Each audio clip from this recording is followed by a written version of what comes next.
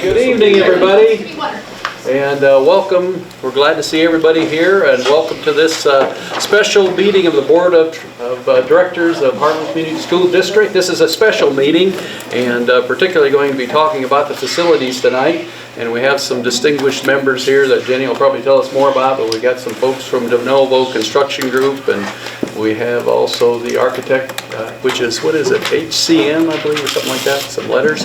And we also have a bunch of the members of the committee that worked on this committee putting things together. What is it? CMBA. CMBA, I'm sorry. I knew it was some letters. I'm still working on all the acronyms. Anyway, welcome. And I see we have a quorum, Catherine, and so we'll call the meeting to order. It seems kind of odd looking at everybody this way when everybody's back that way, but that's okay. Okay, so we call the meeting to order, and we have a quorum here, and so the first thing on the agenda is to approve the agenda. And then, unless there's any discussion on that? No discussion? Then could we have somebody go ahead and make a motion to approve the agenda? So moved. We got Joe moving to approve. Second. Second by Greg.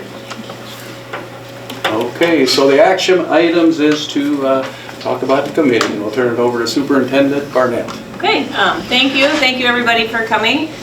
We are going to talk about our core facility committee. So when I was hired, one of the biggest things that they wanted was to look at facilities and see how we can upgrade them. So we've met with De Novo, which Mr. Reichel talked about, and got a core committee together, and I think we've done a lot of work. We spent, I think, 5 or 6 nights together for over 2 or 3 hours a night. So there's lots and lots of discussions, lots and lots of conversations, tours, and looking at many different things. So tonight we have 3 members of our committee. Ann Hightoff, she's going to talk about the how we determined the need that we are going to present to you tonight. And then Steve Einesen is going to talk about how we came to kind of our decision, and it was not an easy decision, I will tell you that, and we started out one way and we've changed several different times, but I think we've come to a really good proposal for you. And then Roger Kinkle is going to end with what the recommendation actually is and how we would like to move forward with that. So we're just here tonight to give you our proposal and see what you think of it. So Ann, thanks. So as Jenny mentioned, I am Ann Hightoff. I'm the Dean of Students at the elementary building. I have been part of this committee since it started. A little bit of background of me and our family, or me and my family. My husband Chad and I moved here in 2014. I started in the elementary as a 3rd grade teacher. I thought I was going to use that job to get my foot in the door to eventually move to the middle school or high school, but I have loved the elementary since I have gotten there. So about 4 years ago I moved into the Dean of Students role. So that's where that's a little bit about me. As Jenny mentioned, we have 3 people that are going to present tonight. I am going to start with how the need was determined. Steve is going to talk about how the core facility committee came to a recommendation. And Roger is going to talk about what is the facility improvement recommendation, so he'll kind of get down into the basics of what we talked about. So the first thing that happened in this process was there was a facility conditions assessment, and that is when people from the architectural committee, from De Novo staff, and people from our district that knew the ins and outs of our buildings went through to talk about and kind of look at the needs of each facility individually. So they did a lot of kind of getting into the spaces that we don't necessarily see on a day-to-day basis. Then we did an online staff survey, and that created a lot of questions and was basically like an electronic brainstorm. So it was a neat process to be a part of because you could see everybody's ideas in real time. So that was a very innovative way to kind of see what people were thinking. And then we did a staff visioning session. When they conducted the facilities conditions assessment, they looked at our HVAC systems, our electrical systems, plumbing systems, life safety systems, doors, windows, roofs, lighting, the thermal comfort, our outdoor activity spaces. So all of these were things that we looked at. One thing that stuck out in my mind when were going through this process, and when we were going through the process that Steve is gonna explain, our electric, as I understood it, the electrical system in our intermediate building is very detrimentally behind the times. I mean, so much to the fact that I believe they told us if something happens, they're not even sure how we would get it fixed. So that to me was kind of an aha moment, like, holy cow, that's major. So I think when they were presenting these things, that was my aha moment of, okay, this is something we need to take a serious look at.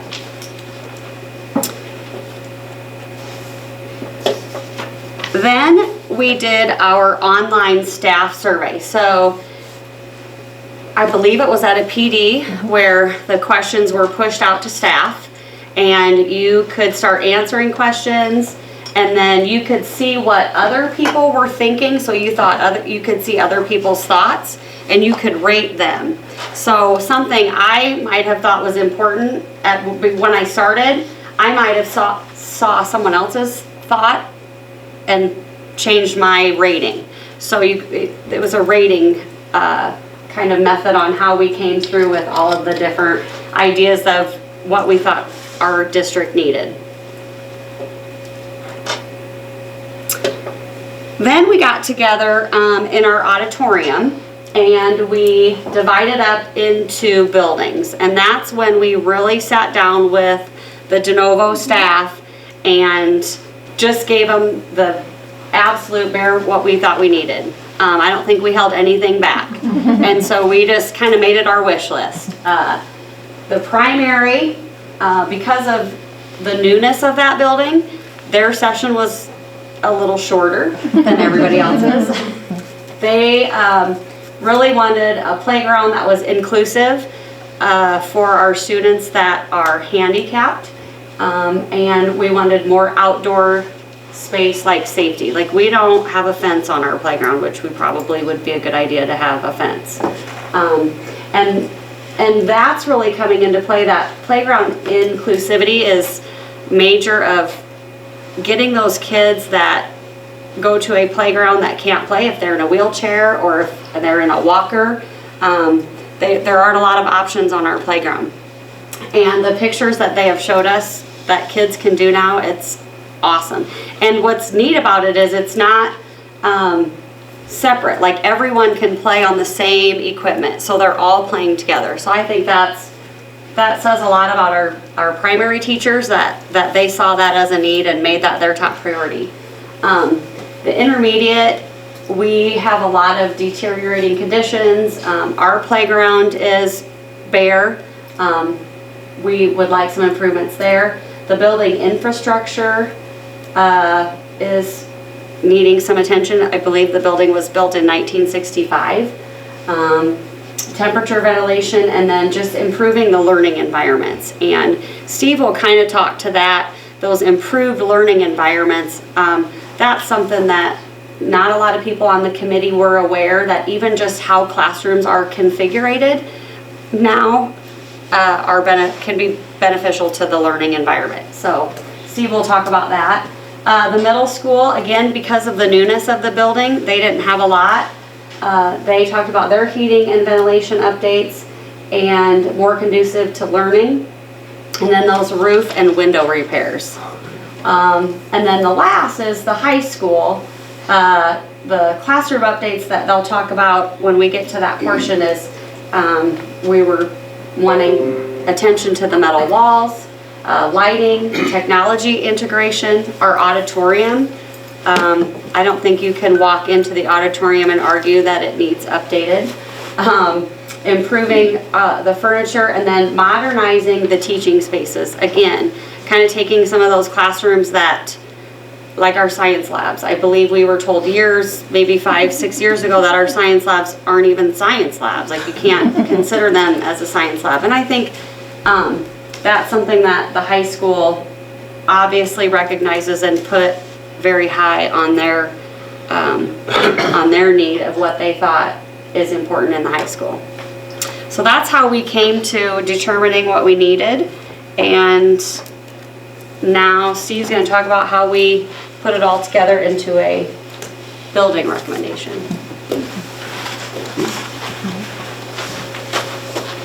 Thanks, Ann. My name is Steve Einesen. I'm married to Bambi Arkfeld, who was from here originally. We moved back here 13 years ago to be a part of this community and to be business owners and to raise our kids here and be part of the school system. I'm going to read mine. I'm not going to ad-lib like she did a great job. But the committee started getting together about 10 weeks ago. We had multiple meetings over that time, lots of different ways to have the meetings. There were some tours involved. But the core committee was made up of community members with varied backgrounds and interests in this project. It consisted of business owners, teachers, coaches, school board members, custodians, parents, and school administrators. I get the clicker here. Each meeting we averaged about 20 community members, along with several architectural consultants and members of the construction management team. We started with a very broad, high-level look at what the needs of the district's facilities were. From the very beginning, we were led by De Novo and the architectural firm and from ourselves. From the very beginning, we had an open mind from very basic renovations to full rebuilds of facilities. Everything was on the table. We just wanted to keep open minds, look at the financial situation, look what the needs were for the schools, what the wants were, what the must-haves were.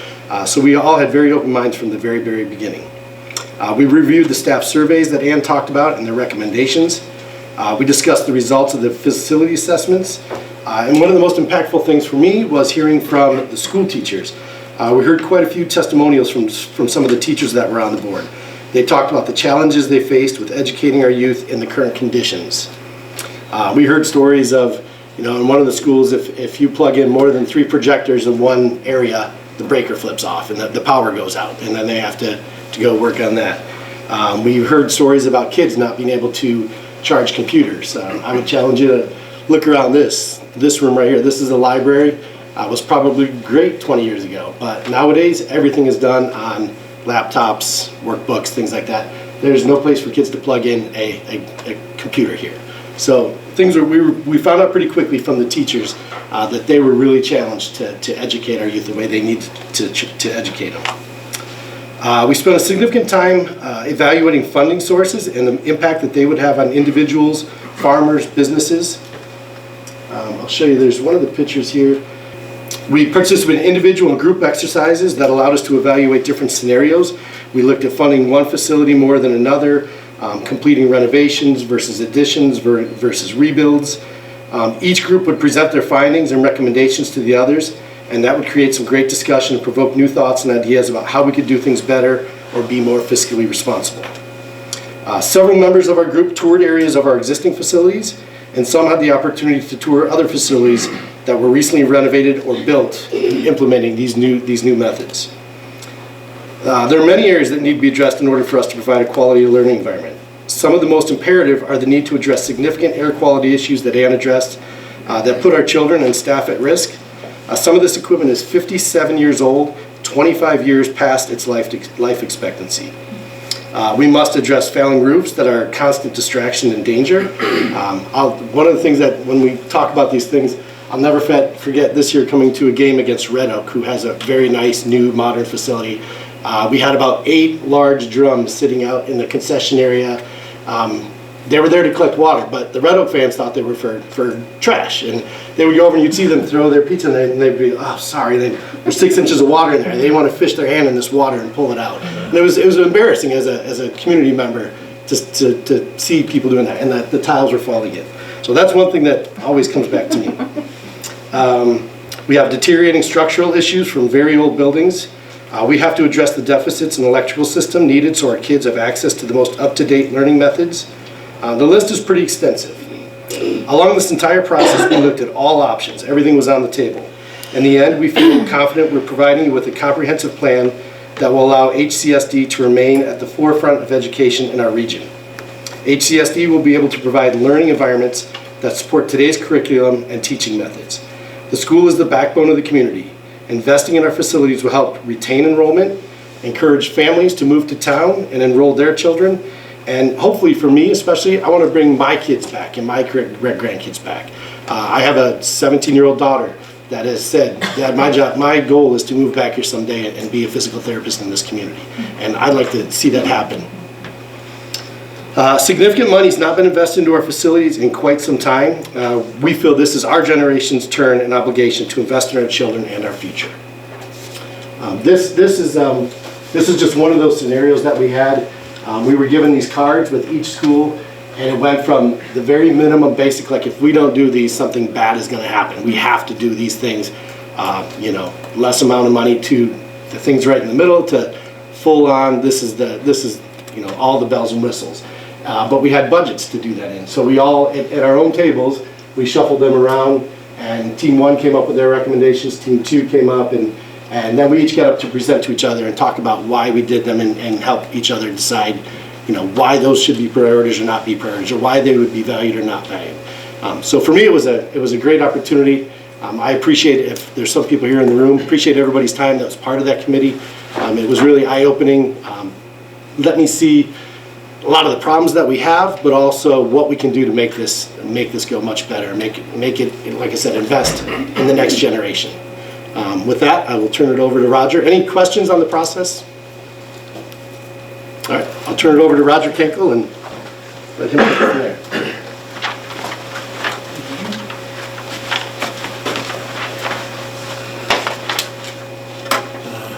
Thanks, Steve. Thanks the board for letting us be here tonight and present. Roger Kenkel.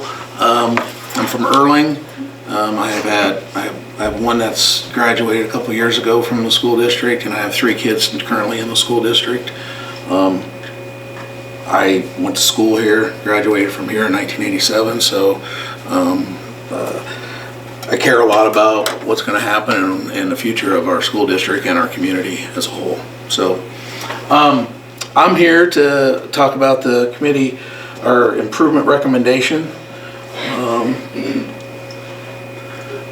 Our facility improvement recommendation, we went through a lot of, as I said, we went through a lot of time and effort going through to try to decide what we were going to do.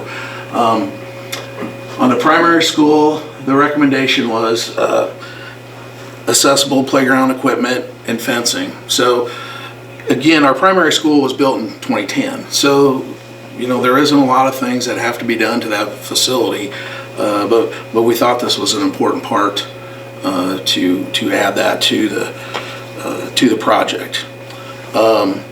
So you can see here's a rendering of an example of what some of the playground equipment and school equipment playground equipment could be, and you can see where you can have handicap accessible plus the young kids using a piece of playground equipment all at the same time, and how they can all play together regardless of a disability or not. So, and then fencing from a safety standpoint for the kids, make sure they don't wander off or whatever, with less aids and stuff in our school system. Next, on the intermediate school side, again, this building, we're looking at a new intermediate school. So that would be approximately a 45,000 square foot new building. Updates have been done through the years. This building was built in 1965. It's the oldest building on our campus. The cost, I just want to interject here, on a new facility, I know but the cost between the necessary updates and general repairs of our existing building and what we would need to do to it versus new construction, the committee, we want to be fiscally responsible, but we felt that the upgrade cost was prohibitive compared to a new building. Because when you start looking at 75 to 80% to improve the building, to do the remodel versus what new construction is, I mean, put that in relationship to your home. If you're gonna do a remodel, it's gonna cost you 75 or 80% of what new would do. What would you do? What would what would a building do? That's why we're looking at that. There's 3 grades with 5 sections each. So the school would serve 3rd, 4th, and 5th. A little bit of increased capacity. The new style of learning environments. New multiple purpose spaces, media center, commons, art, music. Again, as I had indicated before, or Stephen, is that the way we teach kids today have changed, and I didn't realize that until getting on this committee. And that the way our current schools are configured it needed updated. It needed to be brought into new century of learning. So then it also would have a new playground, and there's no gym, and one of the proposals there's gym, but there's no gymnasium on this. There'd be, I believe, a new admin suite, which includes necessary security and entrances to the building, and then new commons and cafeteria. And that's just kind of what it would look like if you added that building on, and then that's where a rendering of where the playground equipment would be. Here is an example of what the configuration of a classroom setting would be. Well, this would be more of a collaborative learning outside of classrooms. And again, this is just an example. So here would be the classroom, and outside is the collaborative learning area, which is what you see here. Okay. On the middle school improvements, there's required maintenance and media center renovation. Again, the middle school was built in 1998. Yes, it's 22 or 4 years old. There's some required maintenance that needs to be done, but there wasn't a lot of things that we needed to do to this facility because it is only 5 years old. So the next, and then this would just be, here's an example of what we're looking at as far as media center, or what the old one is and what the new one, an example of what it would look like. Okay. If anybody's got any questions while I'm going through, stop me, and then I'll have these guys answer them. Okay, on the high school, again, our second oldest building, it was built in 1969. High school renovation, total renovation, first and second floor classroom renovation, the media center renovation.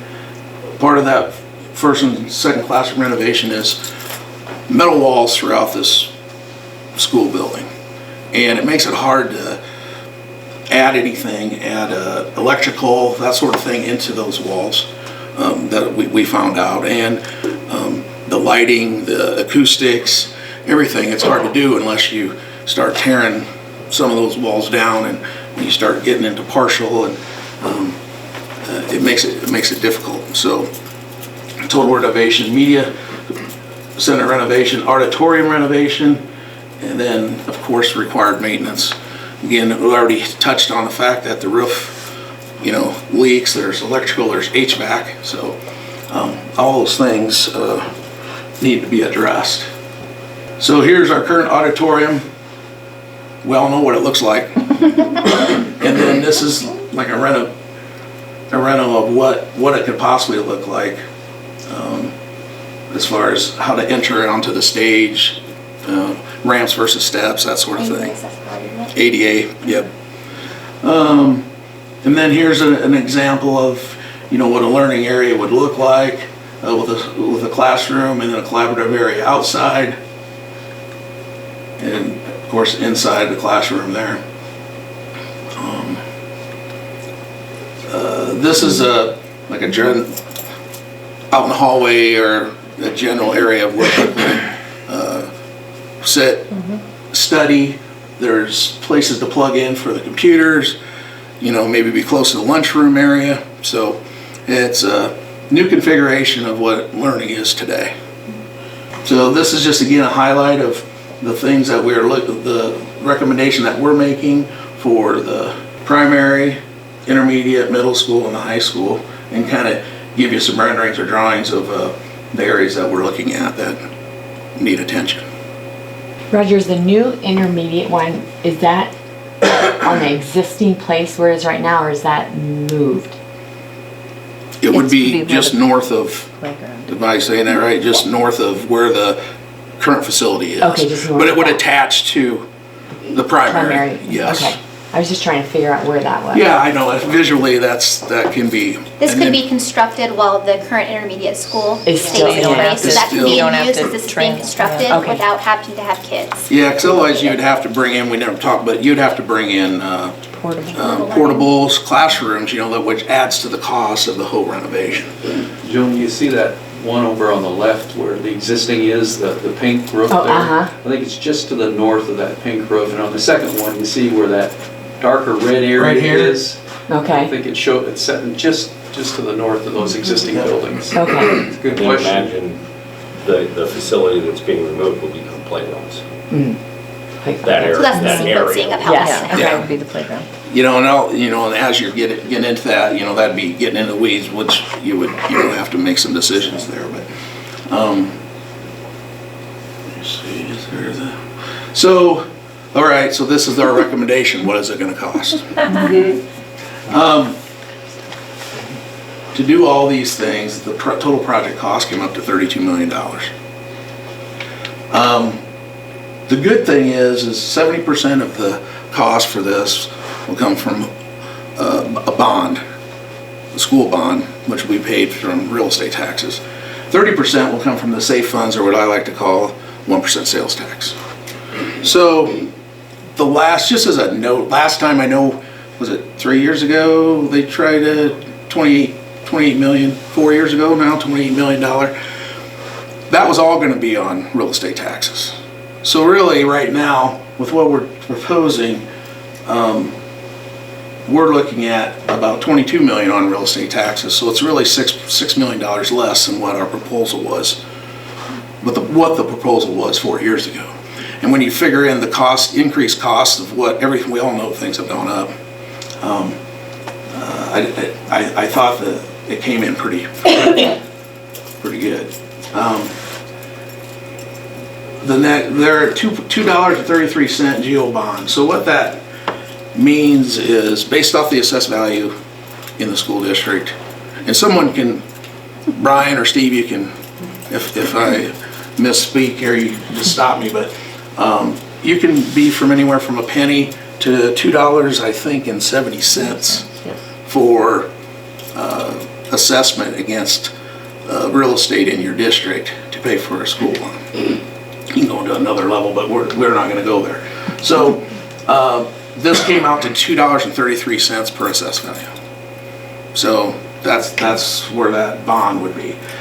If you can see down the next, just below where the house is, at $9.57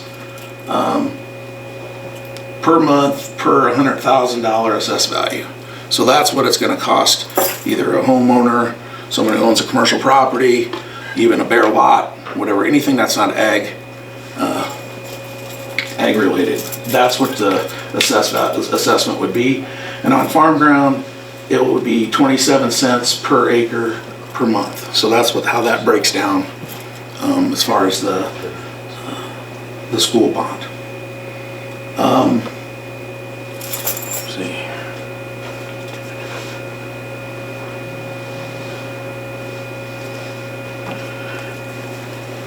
And then the rest, I guess, does anybody have any questions on so far? I know yeah, go ahead. Yeah, Roger, I got a question. You had mentioned the intermediate total renovation was around 80, close to 80%. 75 to 80, yeah. Any idea, like on the high school, total renovation percentage of the high school? Any idea? Versus a new one?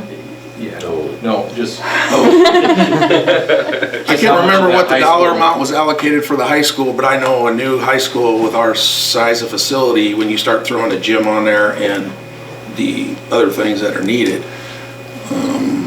30, they were looking at like 40 million just for that. Okay, I guess I was just wondering what percent of that high school is gonna be renovated? Yeah, so if you take 40 percent million. of the high school, Percent of the high Different school. question. not Yeah, percent sorry, of the high question, school. yeah. Patrick, you can speak to Go that. back a few slides. Okay,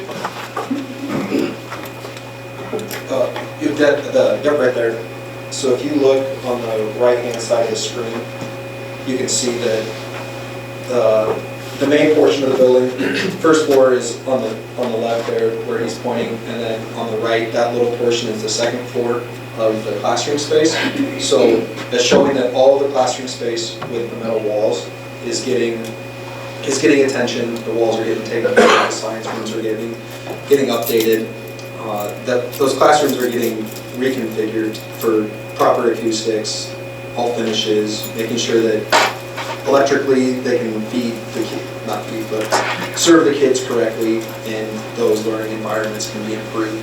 And another thing that was talked about with the architects who are not here tonight, but really doing that there's a concept called learning on display, where right now nobody can see in or out of the classrooms because there's no windows, right? So including that into the learning spaces creates a better opportunity to have that kind of collaborative learning environment, and creating other spaces in the areas, opening up the walls here in the media center to allow for more of those creative, collaborative environments and opportunities.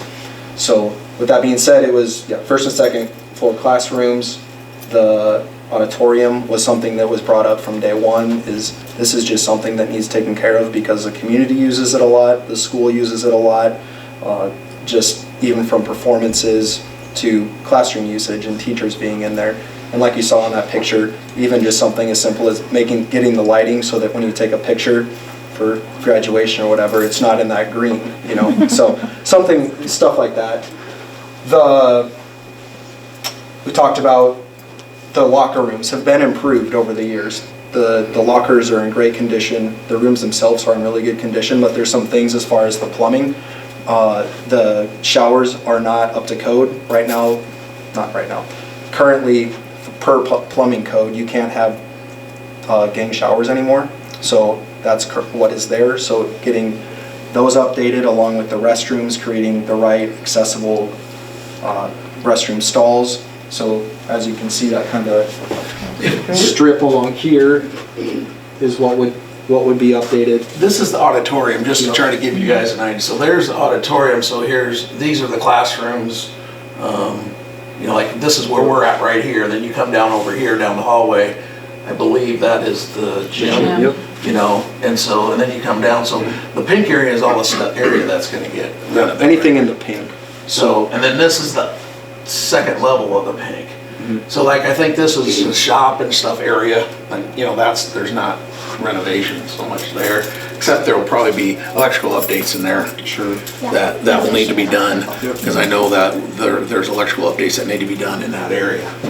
And Now, were you asking percentage of the school that was getting, or the percentage of money versus? Percentage of the school. You had mentioned, intermediate was 75 to 80%, right? Well, but I was talking about the cost. The cost. I was talking about if you were gonna do, we were gonna do a full rental of the whole, it was gonna cost 75 or 80% of what new construction would cost. Okay. So from a fiscally responsible, why would you spend 75 to 80% and still have an old building and still deal with limited size walls and not be able to get to the collaborative learning and the room set up the way new facilities are built today, because you're still going to be restricted. So at that point, that's where the committee decided a new building made more sense than rehabilitation of that old building. The other thing that we talked about, and I think is important, is that whatever we do it right now. I mean, not like we have to do it right now, but I'm saying we do it right. And we do it so that we can get down the road 30, 40, 50 years. We built these two schools over 50 years ago. Now today, one, we're talking about just doing a remodel and doing maintenance, and the other one we're talking about reconstruction or building new. I'm afraid that if we would go down another path and we would put a Band-Aid on this, I'm not, but 15 years from now or sooner, someone's gonna be back here saying, we need to do something. Or the new board's gonna say, we need to do something. Because you guys probably won't be on this board. And I just think that this is we've kicked the can down the road a long time. The facilities have done a good job. I'm gonna, just some of the thoughts that I've had as I've gone through this. The Harlan Community School District has kept the facilities up, I think, the best they could with the funds that they had available. Otherwise, we would have been talking about this a long time ago. These buildings are, again, this one's 50 and that one's 65, almost 60 years old. So, they've done what they could. And the school has, provided the ability to provide an educational environment for the children and teenagers in our district. But times have changed. I think the school buildings are configured to provide the best education to our students has changed. So, and I didn't know this until I discovered this as I went through this process on the committee, that things have changed of the way they present and teach, and the other rooms that you need as you're teaching the kids. You have to have additional spaces, so things have changed. So not only are two of those buildings in need of many repairs and updates from a safety and efficiency standpoint, but they also are configured to provide the best learning environment. They just aren't. They're not configured to do that. Is the time right? I don't know. I can't answer that 100% with certainty, but I can answer with 100% certainty that there will always be someone or a group of people who question or debate, is this the right time? No matter when we as a community school district decide to move forward with necessary and needed updates and improvements to our facility, someone's always going to question that. So there's always been a lot of pride in our community school district, and I say community a lot because that means a lot to me, because it's not just the Harlan Community School, it's Harlan community. I'm from Erling. All these parishes, all these towns came around years ago and got together and built this school back in the mid-60s. Our community school district has excelled in all areas for many years. It all started, like I said, with tough decisions in the mid-1960s when Erling, Panama, Portsmouth, Passaic, Defiance, and Harlan consolidated schools and built a high school in 1969. We can't keep kicking the can down the road. I don't think. Our kids deserve better, our teachers deserve better, our administration deserves better, and our community deserves better. I know it's a lot of money, and it can be scary, but we need to do it the right way. We need to do it the Harlan community way. So I think this will help, as Steve had said, I think this will help recruitment and retention of teachers. I know that it's scary right now with the number of teachers out there, but we're competing with those teachers. And when they walk into these facilities and you're competing with another community, that matters.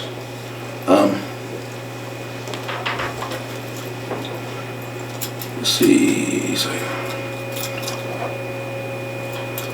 I guess I want to kind of end on that part, is that, we have been through some few tough times here in the last 5 years. It's kind of somewhat divided our school and divided our community a little bit. But I think it's time to put that all behind us and hopefully come together as a community school district and update our facilities. That will take us another 40 or 50 years, not 10 or 20. So I'm asking for your support to take this to the public so that they can decide.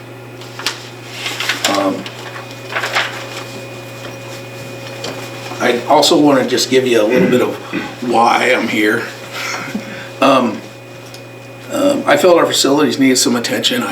When Jenny was hired, I think one of the first conversations I had with her is I says, well, if you ever decide to do something with facilities, I would be interested in serving on a committee for that. So, I know, the roof needs repair, HVAC, we know all those things that need to be done. And again, as I said before, I felt we've been kicking the can down the road for different reasons. Not that nobody wants to do it, but just for different reasons got kicked down the road. And so I wanted to make sure there was transparency in this process. So I want to make sure that whatever is done, that it's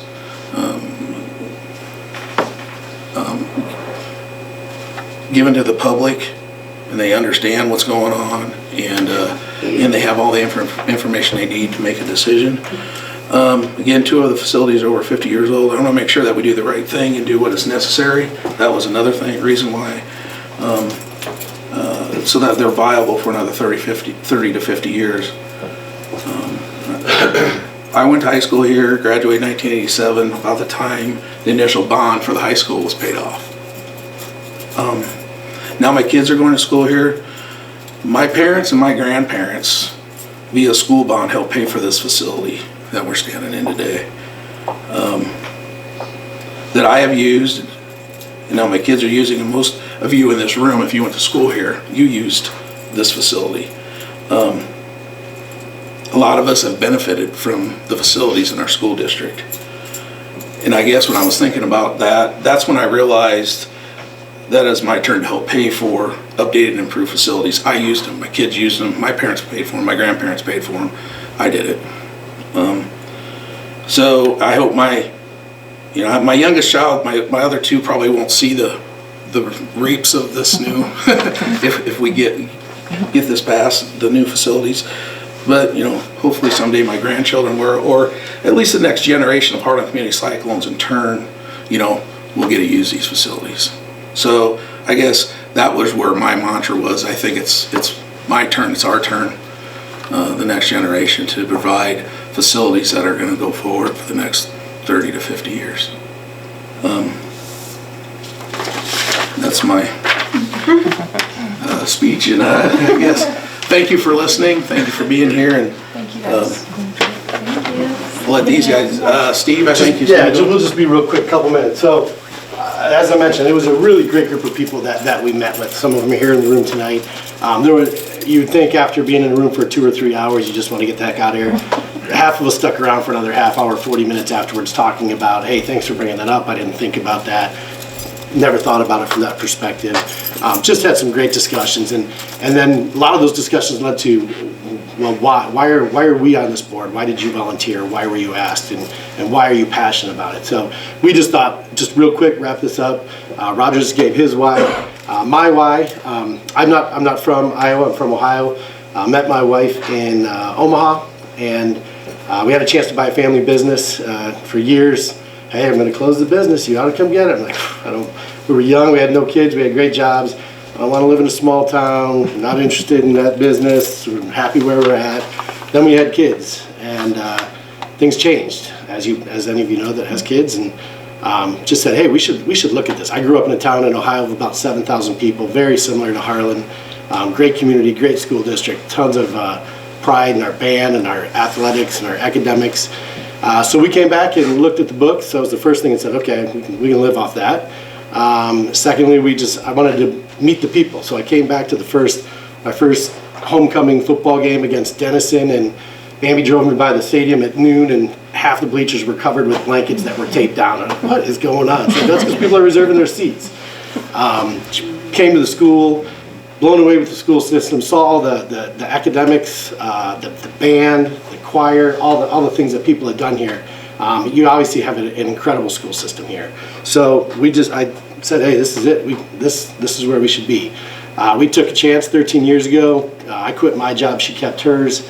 I took over that part of the business, and we've never looked back. It's the best decision we've ever made. So I like Roger said, I wasn't part of that. My family wasn't part of it, but my wife's family was. I want to be part of the next generation. I want to give to them what your grandparents gave to our kids. The one thing I'll say about Roger said, I want to put that all behind us, what happened. I personally, I feel like a lot of it's behind us. I think we've moved on. I think we've healed for the most part. We're still healing maybe a little bit, but it's a completely different environment right now than it was 4 years ago.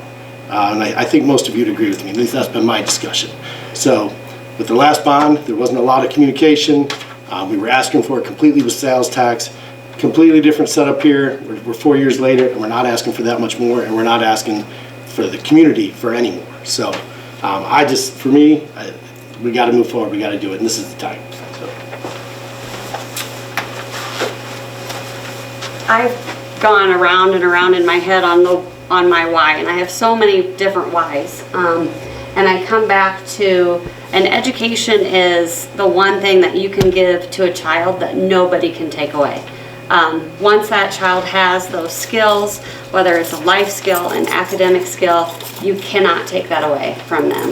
And I just think our facilities need to be upgraded to ensure that when our kids leave the Harlan Community School District, they have everything that they need and everything to be successful, whether it's academically, socially. That's my passion. My husband and I, like I said, we moved here in 2014, and I kind of drug him here. We went and we could have went to Glenwood, we could have went to Carroll, where he was from. Those are great communities, and we just said, you know, this is where we're gonna live. This is where we're gonna have our kids, and we have never looked back. But I came because this is where I grew up. I mean, this is my sisters went here. This is just where we lived. This is where we grew up. And that's why I came here. But I think we need to look beyond that. We need to pull people in that are coming here because they don't have ties here. We want them to come here because, you know what? That is an amazing school district, and we want to live there, and we want to help to continue to build that community more and more, because we can't do it alone. We have to have some facilities that might draw people in and make them choose us without the ties that they've had in their past. So that's my why. Our kids are important, our community is important, and our school is important. And I think if we do this, we're going to have an amazing future. So thank you guys for presenting. Thanks for listening. If you have any questions, I guess now would be your time.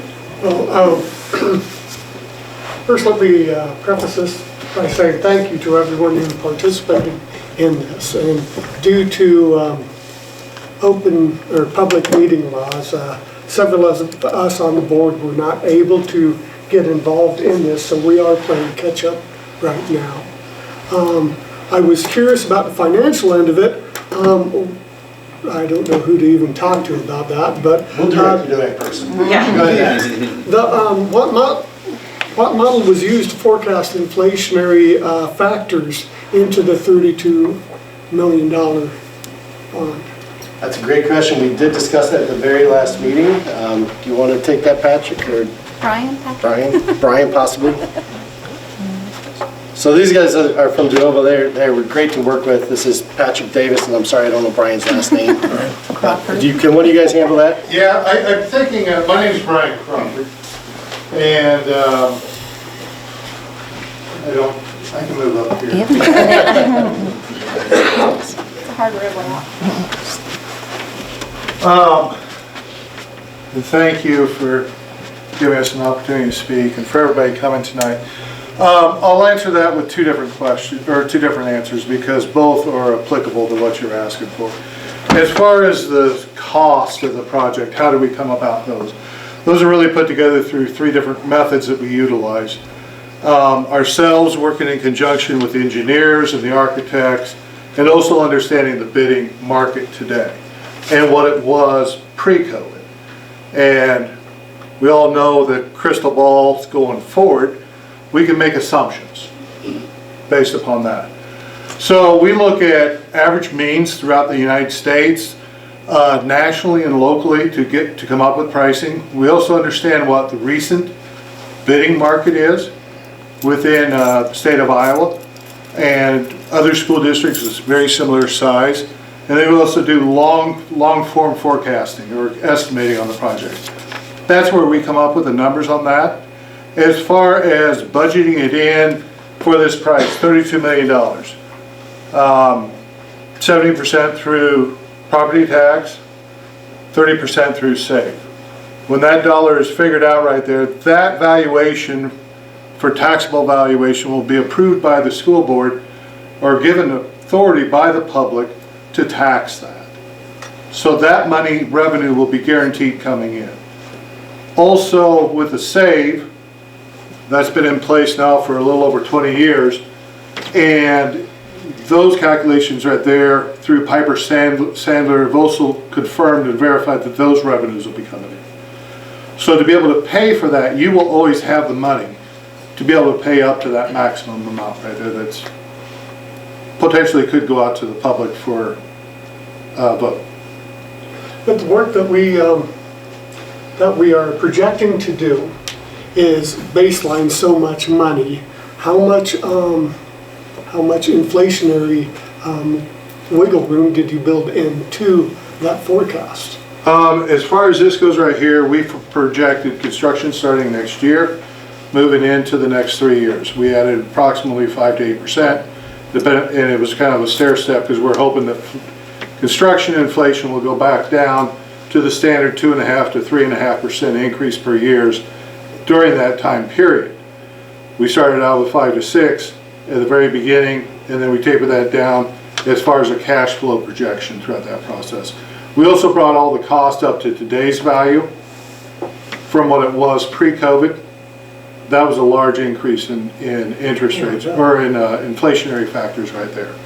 So we are confident and feel good about these numbers. We actually just saw another project come out and bid the other day.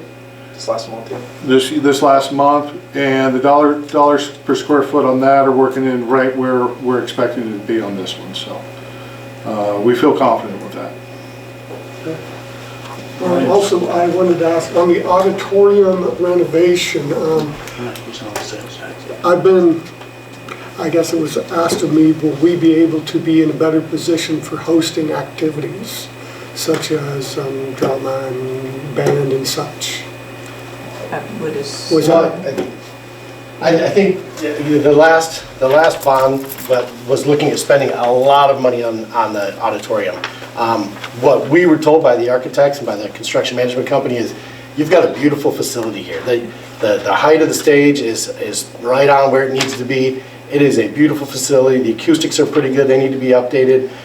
It's a lot of soft touches. It's kind of dangerous to get up on stage. You saw, I don't know if you could see it, the light, it didn't look as good in here as we've seen it in a darker setting, but on both sides, those are ramps that go all the way up there. You know, there's going to be some really nice enhancements for it, but they will definitely be updating the lighting, the acoustics. Yeah, that's it. It's pretty tough to see. Sound system. The sound system. Seating. Yeah, that's what I meant by soft touches. All new chairs, new carpet. I think it's been similar size as the quality of the facilities. I've been told. Anything else to add to that? So by doing this, it would increase the number of seats a little bit because we're getting rid of the center aisle. So there would be increased seating and then definitely better accessibility to the stage from the auditorium side. But like you said, the size of the stage is way better than a lot of other auditoriums. Was there a specific item? No, but I think the renovation of the rest of the building is going to also help in that anyway. So Sure, yeah. Go ahead, Al. I don't know whether this kind of goes with the environment, because the word environment keeps coming up. But can you talk about the natural lighting and how that's looked at in today's world with new, or is that an architectural question that comes later? That's probably more architectural. We did talk a lot about that in our meetings. We talked about, you know, to get it, the way our buildings are constructed right now, it's really hard. It'd be a huge expense to get a lot of natural lighting in. But, I mean, does somebody else want to handle? Talk that about. Sure. Go ahead, Patrick. but even windows in Yeah. some type of light in the classrooms. hallways. Into the hallways and stuff, that'll help, even though it's not 100% natural. Yep, yeah. You're never gonna get natural daylight from a window into here, right? So that's when we talked about creating that learning on display and having a look into a different space. So it's a hallway and where maybe there's natural light coming into there. But yes, to your point, natural light is really important to your natural circadian rhythm, or just how you live and your daily cycles. And teachers were talking about that, and students have come to Jenny to talk about that. So the opportunity at the intermediate, yes, there's windows there to every classroom, but that can be bolstered even further. And within the confines of what we have in the high school, improving that as best as possible with those different views, with the different configurations, will definitely help.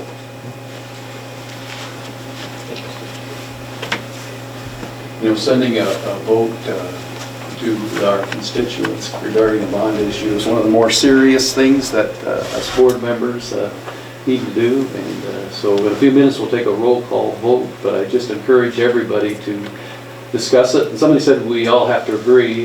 This is the time maybe not to agree, but to discuss it and debate it and compliment and share any concerns. And so I encourage everybody. I'd like to hear from Greg first because he was on the committee. We all sat in on it. What do you guys' these questions?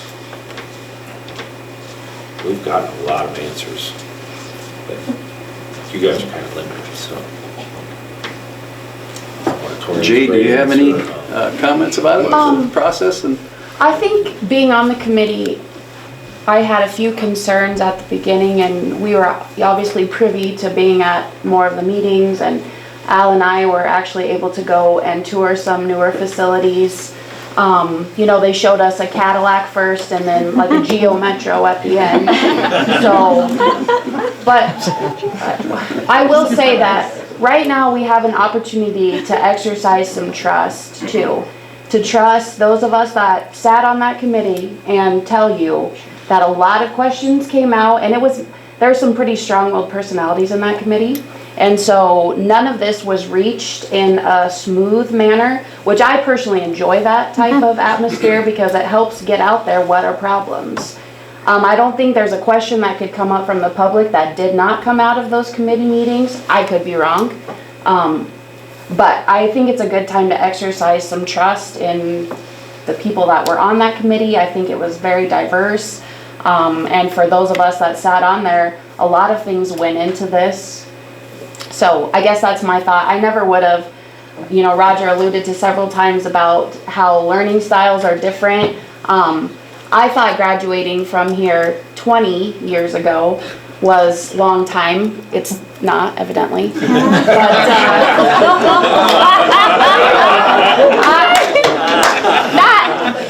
I don't know.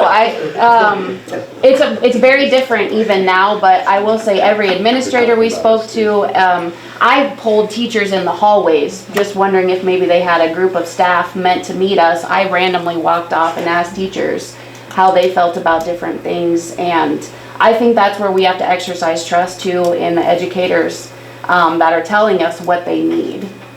So, I don't know. That was a joke, obviously.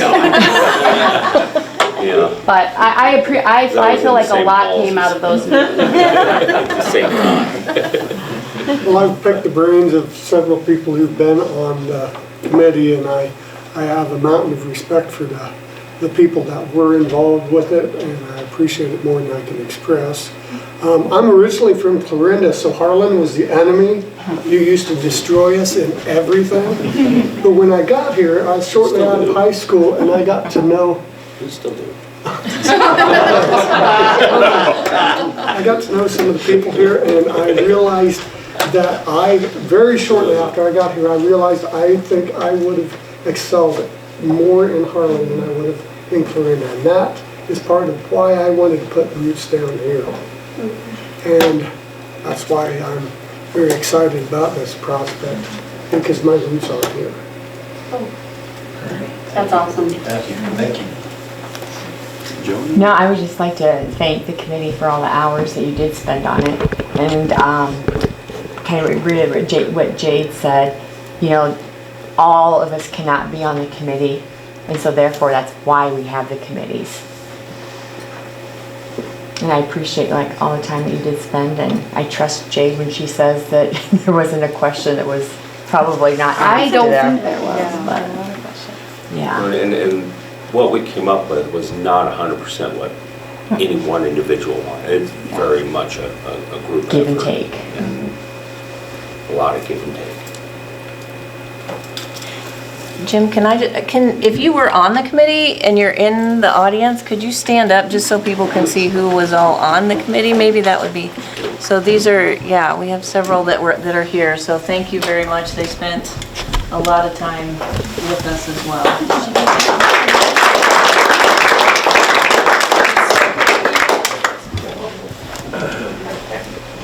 Any other comments or questions? Now's the time. How about a vote then? I guess before we vote, I want to thank Roger, Steve, and Ann for presenting. Yeah. Great job. I know it's not easy to do this. Then everyone that stood up, and in case there's some not here tonight, I appreciate your time too. I mean, 10 weeks worth of meetings, that's a big commitment on every one of you. So thank you very much for doing that. So 3 years ago was brought up when we tried to do that bond also.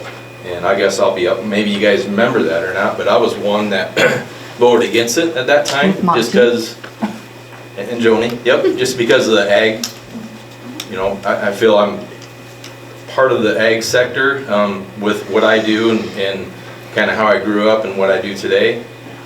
Ag economy was not very good back then. Fast forward today, it's a lot better shape than it was 3 years ago. So. You know, a couple things that really stood out to me is improve the learning environment of our students, of our kids. That hit home to me, I guess. So I just want to share that with everyone here. So thanks again for that. We actually had a couple of farmers on the committee, and they echoed your exact sentiment. This would have been tough 3-4 years ago, but right now we're sitting pretty good. If there is a right time for us, this is it. I did get to go visit a few schools. It was the entire, the 3 board members that were on the committee, some couldn't go to that day, so I just kind of snuck into the car and Get a deer. Brian, get a deer. but it was really eye-opening to see how it's different. The learning environment is different today than it was 20 years ago even. And some of the facilities, the way they don't even have lockers anymore, except in the locker rooms, I guess they have them, but then some of the rooms, the areas had lockers, but they have wheels on them. So Mobile. They're mobile, move around. It's just interesting to see what's going on, and very excited about the work that this committee's done, and thank you for that. And I appreciate the 3 members of this board that put that time in too, because we really are weighing heavy on what all of you guys think, so thank you. You dared at me. Yeah, right. Yeah. It's Brian's story. Yeah. Very good. Appreciate everybody's comments.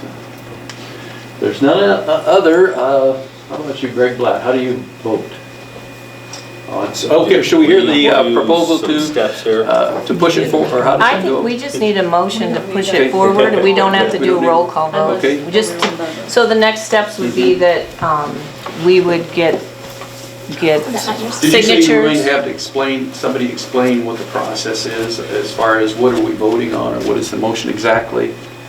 I think we just need to accept, we can make a motion just to accept this proposal to move on to the next steps, which the next steps would be the petition. Drafting the petition, and then having to get signatures in order to get permission to put it on the ballot in September. And that would have to come back to us, and then we would have to approve that through a roll call vote, that second step. So we are voting on a motion to, I think, I can make one. okay, Yeah, okay, please. Yep, I move that we have received and reviewed and should approve the recommendation Facilities Committee.